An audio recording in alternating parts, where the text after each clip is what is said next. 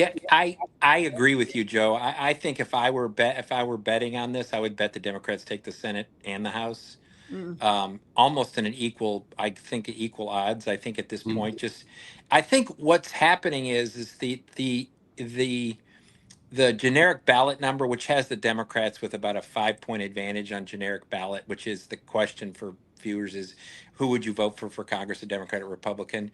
It is a lagging indicator of what's going to happen. Because if you take a look at the 40 some odd special elections that have been held since Donald Trump got elected in 2024, the average overperformance by Democrats is 15 points. Mm-hmm. And all of those races didn't have, they had like a, generic ballot advantage in a race at 4, and then it ended up 12.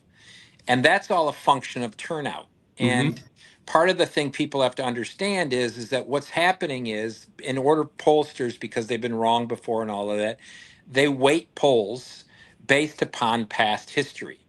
And they weight polls based on what was the Democrat Republican, difference in 2024, what was it in 2022 or whatever. And so I think all of that generic ballot is underestimating what's going to happen on election day. That's my view. Yeah, no, I think this is going to be a turnout election, and I don't see.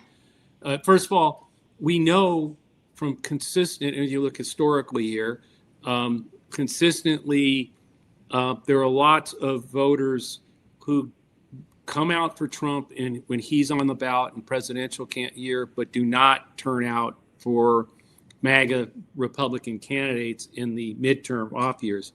And that was the case in New Jersey. It's been the case in Virginia. It's been the case in every election in 2025, all the specials and everything else. I keep talking about this in Alabama. We just had the primary in May. There was no opposition at all in the Democratic primary, 116% increase in turnout over what happened in 2022, the last time there were Democratic primaries there.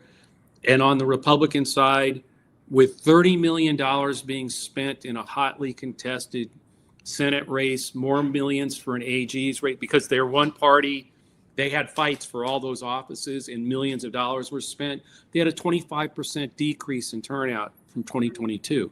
So it's even worse. As I would say, they don't turn out in 18 and 22 when he's not on the ballot.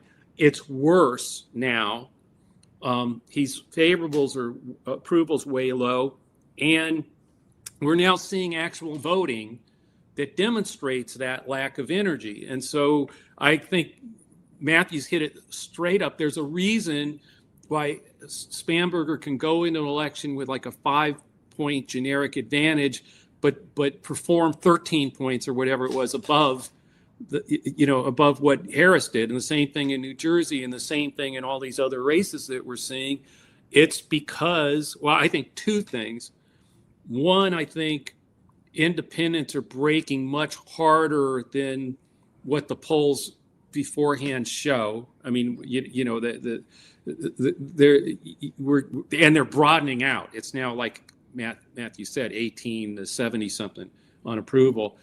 So I think it's two things. I think the other thing is that they're voting. People are like independents, the double haters that we talked about a long time on Lincoln Square for a while.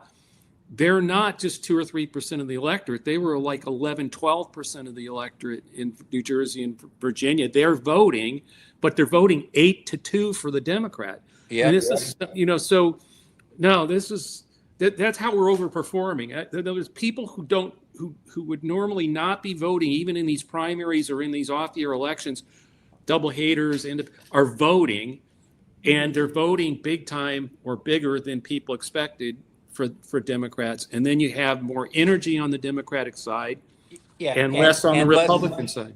And less motivation by Republicans, because if you're an independent who consistently votes Republican but still call themselves independent, they ain't voting. Yeah, exactly. Yeah, exactly. No, that's what I'm saying. I'm looking at these groups and I'm seeing we had people in the group saying, you know what, I'm so pissed that I've been put in this position that to vote for change, I have to vote for a Democrat. And they, again, like a lot of them do, spit the word out like it's poison. I'm never going to do that. And then they say out loud in the group, you know what? I'm just not going to vote. That's how and that was pervasive in the groups that I'm seeing.